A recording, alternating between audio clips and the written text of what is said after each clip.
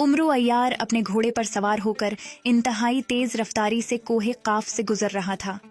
अभी उमरू अय्यार को घोड़ा दौड़ाते थोड़ी देर ही हुई थी कि अचानक उमरू अय्यार को यूं महसूस हुआ कि जैसे उसके घोड़े की रफ्तार कम हो रही हो। रफ्तार तेज रखो बिजली, अब थोड़ा सा ही तो सफर बाकी है। उमरू की ये कहने के बावजूद भी घोड़े पर कोई असर न हुआ। उमरू उसे वीराने में रुकते देखकर परेशान हो गया। उमरू ने घोड़े से कहा, मैं जानता हूँ कि न तो तुम भूखे हो और न ही थके हुए, क्या आगे कोई खतरा है? लेकिन घोड़ा आगे जाने के लिए राजी न था और वहीं रुक गया। इससे पहले कि वो कोई और बात करता, करीबी गार से एक लड़की की चीख सुनाई दी।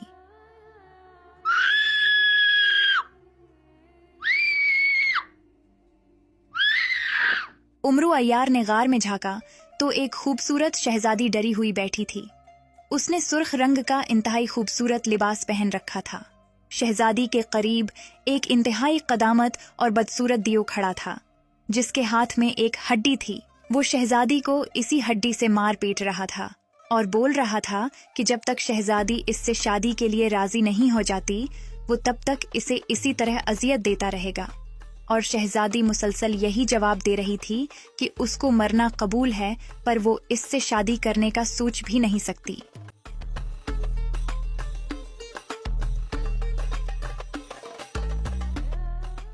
उमरू, जो कि ये सारी बातें बहुत गौर से सुन रहा था, अब फैसला कर चुका था कि वो शहजादी की हर हालत में मदद जरूर करेगा। अभी उमरू अय्यार गार में जाने का सोच ही रहा था कि इसी दौरान बोना जंबील से निकलकर उमरू के सामने हाजिर हुआ। बोने ने कहा, आका, आप सोचे समझे बगैर गार में न जाएं, क्योंकि आप कालूश दियो के बारे में कुछ नहीं जानते। कालूश दियो के हाथ में मौजूद एक सफेद हड्डी है जो आपको जला कर राख कर सकती है। उमरू ने पूछा, तो बताओ फिर मुझे क्या करना होगा? इस दियो को यहाँ से जाने दें, फिर मैं आपको बताता हूँ कि आपको क्या करना है। फिर उमरू अय्यार ने फौरन सुलेमानी चादर ओढ़ ली, जिसकी वजह से वो किसी को नजर नहीं आ सकता था, क्योंकि इसे कालूश दियो की नजरों से बचना था।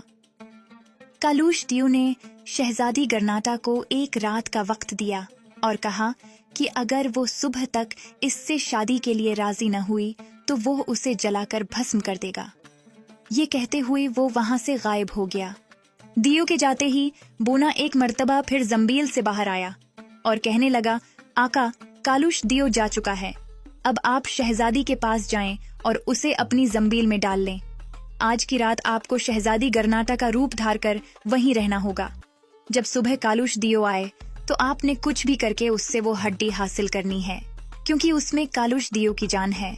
और जब वो हड्डी आपके हाथ आ जाए तो आपने पूरी ताकत से वो कालूश दियो के सर पर मार देनी है, जिसकी बदौलत वो मौके पर ही हलाक हो जाएगा। बोने से सारी मालूमात लेने के बाद उमरू गार में दाखिल हो गया। जब शहजादी ने उमरू अय्यार को देखा तो वो बोली, तुम कौन हो? तुम जानते भी हो कि तुम किधर आ गए हो? यहाँ से चले जाओ। अगर दियो ने तुम्हें यहाँ देख लिया तो वो तुम्हें जिंदा नहीं छोड़ेगा। तब उमरू ने बताया कि वो उसकी मदद के लिए आया है और उसको अपने साथ लेकर ही जाएगा। शहजादी बोली, तुम मुझे इतने ताकतवर दियो से कैसे बचा सकते हो? उमरू ने जवाबन कहा कि ये मेरा काम है, आपको बस कुछ देर के लिए यहाँ से गायब होना होगा। फिर उमरू ने कुछ मंत्र पढ़े, जिससे शहजादी उड़ती हुई उमरू की जंबील में गायब हो गई।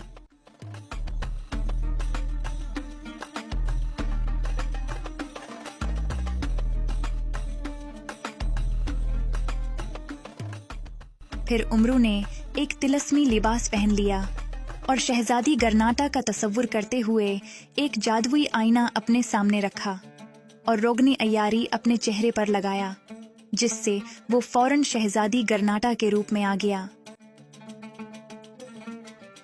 उमरू ने बोने से पूछा कि क्या अब उसे रात भर कालूश दियो का इंतजार करना पड़ेगा?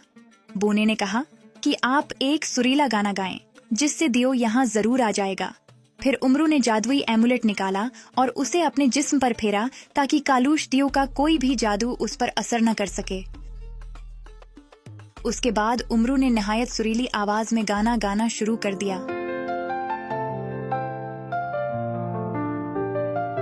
ओ मेरे दिल, मेरे संग रहो, प्यार के वादे तुम्हें सब कहूँ, ये दिल है वफा का, ये जान है तुम्हारी, कसमें है मोहब्बत की, तुम्हारे बिना ये दुनिया सुनसान, बस तुम हो मेरे दिल का अरमान। ओ मेरे दिलो, मेरे संग रहो, प्यार के वादे तुम्हें सब कहूँ,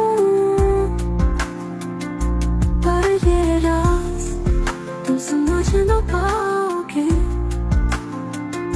मेरे साथ रह कर खुद को गवा दोगे।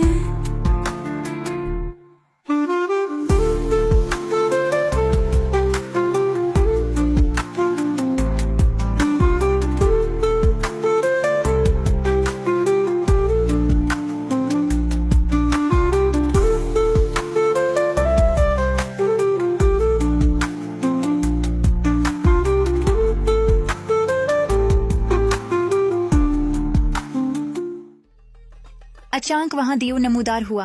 रोगन अयारी ने इस कदर महारत से उमरू को शहजादी के रूप में ढाला था कि दीव को जरा भी शक न हुआ कि वो शहजादी गर्नाटा नहीं बल्कि कोई और है। कालूश दियो, मुझे अपनी जिंदगी प्यारी है, इसलिए मैंने यही फैसला किया है कि मैं तुमसे ही शादी करूंगी। बहुत खूब कि तुम्हें मेरी बात समझ आ गई है। लेकिन मैं तुम्हें पहले आजमाना चाहती हूँ। आजमाना चाहती हो, मगर कैसे? तुम्हारे हाथ में ये जो सफेद हड्डी है, ये मुझे दे दो। इसकी हिफाजत मैं खुद करूंगी। आखिर मैं तुम्हारी होने वाली बीवी हूँ। इस पर कालूश जादूगर फौरन चौंक गया और शहजादी की तरफ शक की नजर से देखने लगा। उमरू अय्यार ने इंतहाई अय्यारी से कहा कि तुम जब चाहे ये मुझसे वापस ले लिया करना। मुझे मंजूर है। अब तुम्हारे लिए मैं इतना तो कर ही सकता हूँ।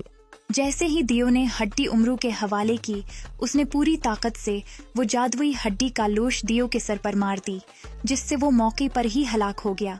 उमरू ने शहजादी को जंबील से निकाला।